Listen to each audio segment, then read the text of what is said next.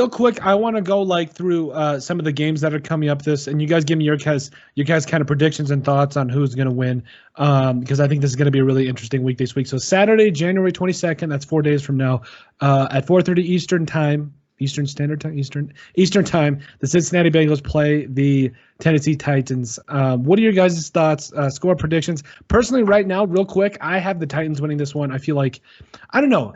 I have said this from the very beginning. The Bengals got a lot better because they drafted Jamar Chase, but can you imagine if they somehow had 2 top 10 draft picks, got a guy like Penny Sewell who could play right tackle, or I think he could still play left tackle, but you could kick him into guard too.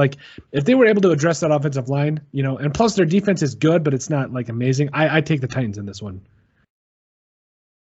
Yeah, I agree. I'm picking Tennessee as well, probably by 10 plus points.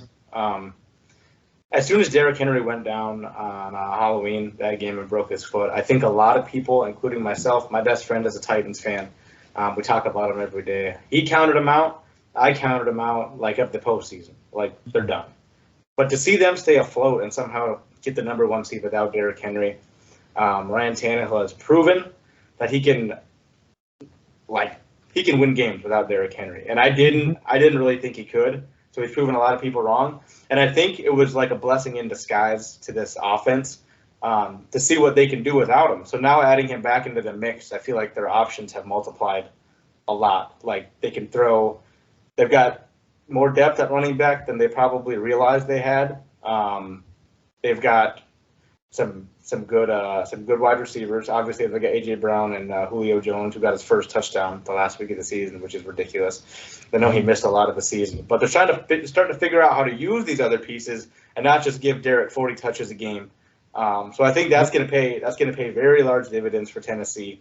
I'm really I would personally like to see Cincinnati win because I love Joe Burrow and I like what they're doing there, and I love Zach Taylor. But I don't think I think this is probably as far as they get next year. But next year I would as far as they get this year. But next year I would expect them to get a little bit further. But yeah, I think Tennessee wins by at least 2 scores. Mm-hmm. Joe? Yeah. He broke it down really well. Cincinnati's definitely the sentimental favorite for me. They were my grandpappy's team, but. It was nice to see them win their division, win a playoff game for the first time since I was in junior high, I want to say. Titans are stacked. They're well coached. They're getting better they were getting better as the season was ended than getting worse. Phrasing that really cleverly. But yeah, I don't unless there's a complete just communication breakdown or something. I don't see it being even a close game, and I think Tennessee's going to get out of there pretty comfortably. Yeah. A lot of great points, and I think Tristan did a great job of breaking it down. He really did, because he talked a little bit about the fact that this team can win without Derrick Henry. That's so scary. When you have it's one thing when you have a team that can run the football and just put the fear of God into you with a running back, like the Vikings were able to do with AP, 10 years ago. And now I feel old, but and now you've got a team in the Titans that they have got this complete team. Mike Vrabel does a great job of coaching them. I think it's going to be a really interesting game, even though I do give the Titans the edge on this one. The San Francisco 49ers at the Green Bay Packers in Lambeau there. I'm kind of wondering, I think this is 8:15 Eastern time. That's kind of late, so I'm kind of wondering if and actually Joe brought this up, which was a very good point. He brought up could the weather be kind of a factor in that game? I don't know. I just know that I think I have the Green Bay Packers winning this one because I feel like we said, now I have a caveat here. If the Packers are going to win, they need to put up points like we have all talked about. They need to put up points against a team that – because the thing about the 49ers is that I don't think people take into a lot of consideration is the fact that against teams like the Vikings, teams they played throughout the year, that they will get an 8-minute drive and then score a touchdown. That's a backbreaker for a defense. So it's like they constantly pump out those long drives that end in touchdowns. That it breaks defenses. So I'm kind of wondering how that's going to all end. But your guys' thoughts? We'll start with Tristan here because it's his team. And what are your thoughts about Packers and 49ers? Unbiased opinion: Green Bay should win this game comfortably. I think they will. I think this game will be a lot closer than it should be, in my opinion. Green Bay should go out and win by 14 plus, like analytically, I think they should. But I do think this will be a close game. I think it'll come down to like a few possessions in the fourth quarter. It shouldn't, but I think it probably will because of how good of a defense San Francisco's got there and their pass rush and how balanced of a team they are and how much clock they can eat. Green Bay can do the same, though. They can have 8-minute drives and they can score touchdowns. But a little too often they'll come out with field goals rather than touchdowns. So that's one thing that scares me a little bit is them settling for field goals a lot. But they should win. The weather, like you said, the factor, the weather should definitely be detrimental to San Francisco, especially Jimmy Garoppolo. Personally, I would be more worried about playing Trey Lance than I am Jimmy Garoppolo because he's healthy. I know Jimmy and Trey can run. Green Bay has a history of having a hard time with mobile quarterbacks. So if they could somehow work Trey Lance into the game plan, that would be something that I would think would benefit them greatly if they were to win this game. But I know Jimmy's dealing with the thumb, and he's got something going on with the shoulder now. I don't know how serious that is, but he's questionable for Saturday. So I know in the cold it's not going to be any better. So he's gonna have a tough time throwing. Regardless. But yeah, the cold is supposed to be under 10 degrees, I think, and under 0 wind chill, which Aaron, he won't have trouble throwing the football. He loves throwing a cold football. He's said sometimes he actually prefers throwing a colder, harder football because of how monstrous his hands are. He said it's a little easier for him to get a grip on the ball, and sometimes it's not slick, it's more dry. I don't know. Personal preference. It's Aaron Rodgers. Yeah, he's had some of his best games in the freezing cold. But so I don't think it'll really affect Green Bay's offense at all. If anything, we're going to see a ton of A.J. Dillon, which is something I'm extremely excited for because that dude's a bruiser. But I think this game will be a lot closer than it should, probably like a 3 to 10 point game, probably. Joe? Yeah, I kind of have a similar feeling. I'm hoping for as embarrassing a loss to San Francisco as possible because the enemy of my enemy is my friend. And this week I'm cheering for the Packers like I did back when they won the Super Bowl against the Steelers because I hate the Steelers just a little bit more. And it's not just a sentimental favorite. I think Green Bay has the home field advantage. They have the weather advantage. I think maybe in matchups there are some parts or there's some places where San Francisco's the superior team. But based on what I saw under much more optimal conditions and Cowboy Stadium or AT&T Stadium is a pretty optimal place to play, especially for a visiting team that has a lot of fans in the crowd. 49ers fans took over AT&T Stadium and haven't been there. I was there 3 weeks ago for the Arizona game, and there weren't that many Arizona fans there, but when the Cowboys fans are quiet and the Arizona fans were loud, it gets loud. The acoustics in there are weird. So that was pretty optimal conditions for San Francisco, and they barely squeaked by a pretty dysfunctional team. So I think they're going to face a much more capable team with Green Bay in less optimal conditions. And I think if Jimmy G plays the whole game, he will make mistakes that will cost the game, which I will celebrate. And I mean, if they put Trey Lance in there, who knows what could happen? But it being a 3 or a 7 point difference at the end of the game with Green Bay at the end it just makes sense, barring something wild happening. But yeah, it just makes the most sense. You know, Joe, you hit on something that's actually big that you deserve a lot of credit for. Nobody really talks about this, but like, you know, Jimmy G, I feel like when he's in games that are in like a bigger magnitude, he does tend to make mistakes. Evidenced by playing the Cowboys this last week, he threw that late game interception that was like, it was a breath of fresh air for the Cowboys. Like that let them back into the game, and it was just like, you know, when you're a veteran quarterback, you don't put your team in a position where you could potentially, unless you're Aaron Rodgers, like he can fit it into just about any window. Same thing with Tom Brady. I mean, there's a very few, a small amount of quarterbacks that are allowed to take those kind of throws, and Jimmy G is not one of them. So I think, you know, you're right. He does tend to have an ability there to, I don't know about give games away, but he has a tendency to like put his team in not a very good position. Now moving on to Sunday, the 23rd at 3 p.m. Eastern time, the Los Angeles Rams play the Tampa Bay Buccaneers.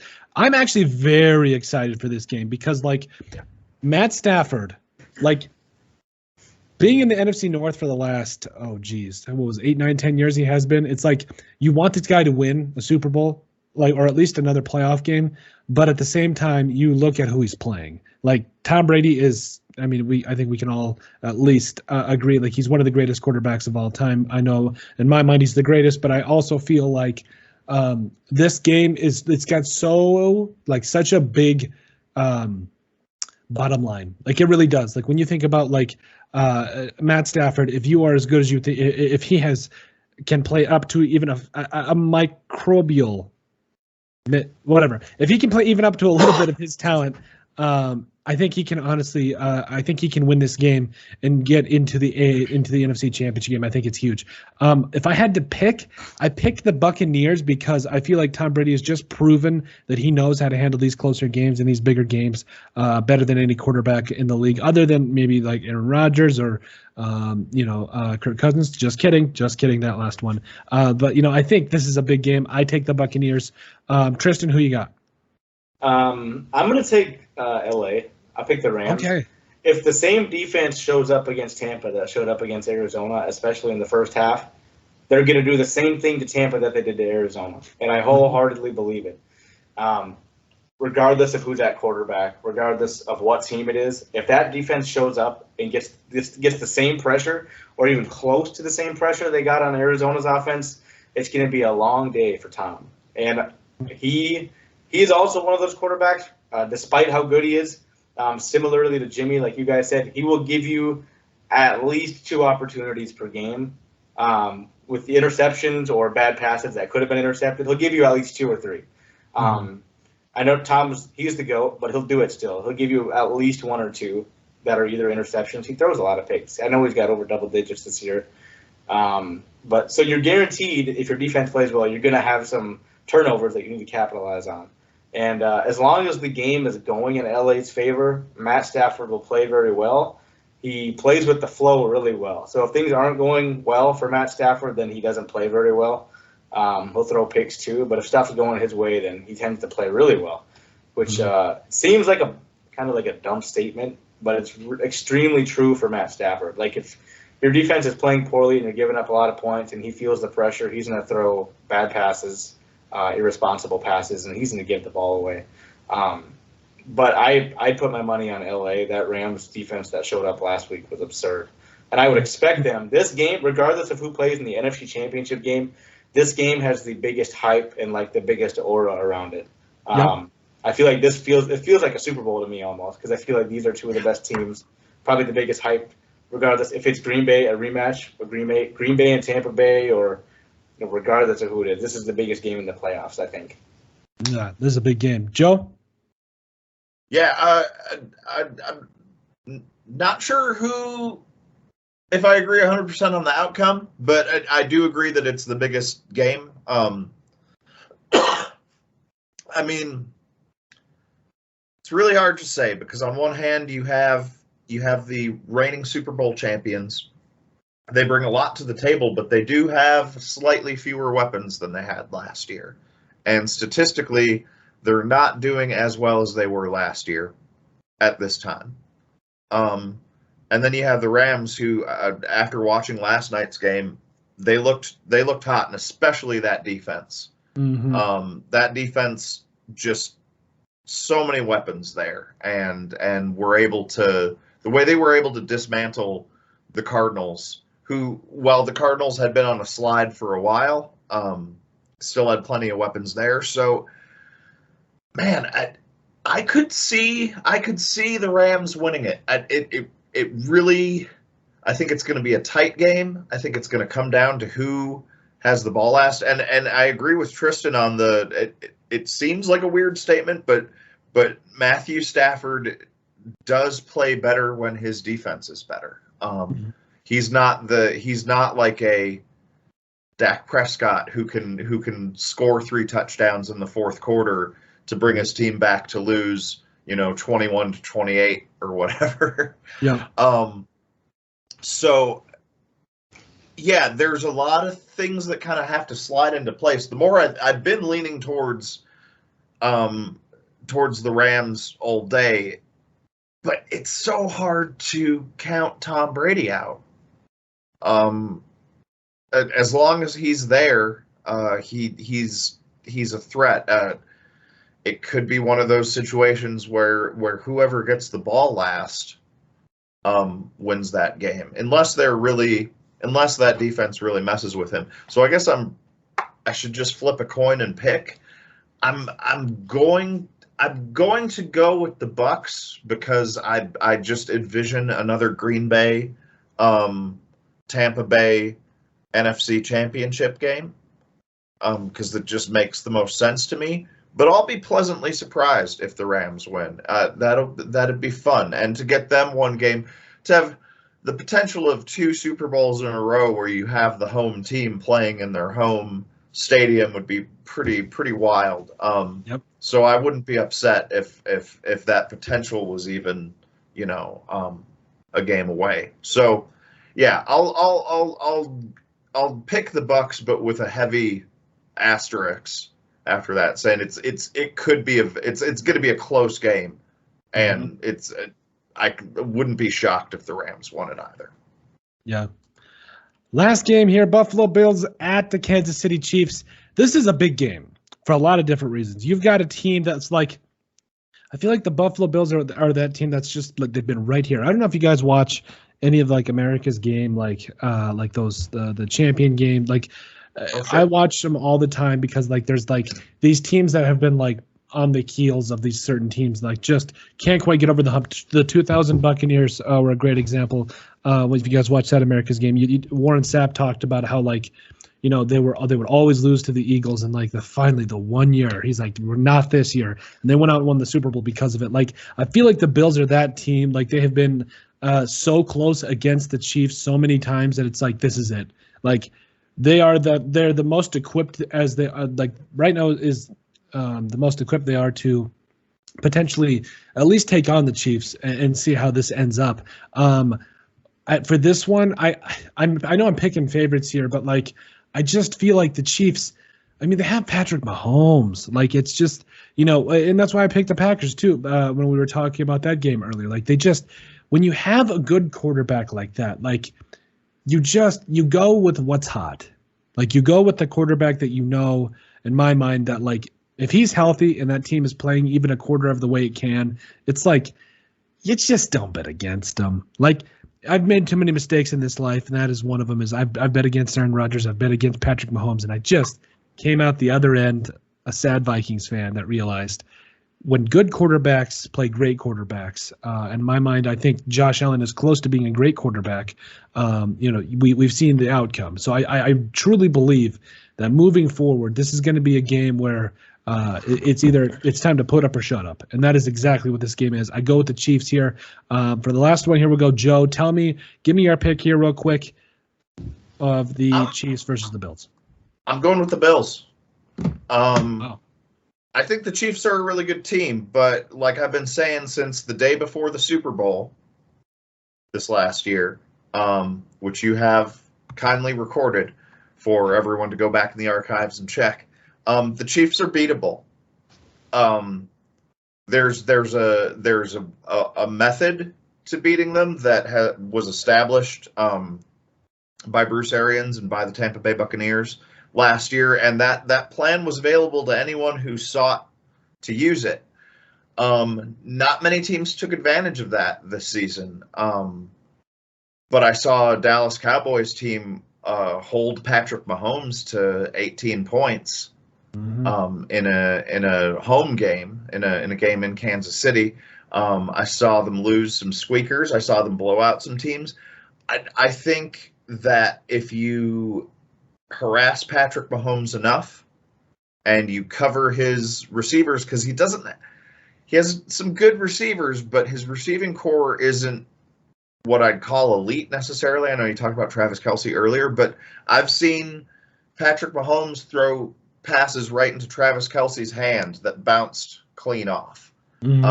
I think there's ways of beating them, and I think the Bills have some of those tools available, and I think they can score enough that if they can slow down that Chiefs offense, they can outscore them. Because you can't just like beat them into submission. You kind of just have to hold them underwater until the time runs out.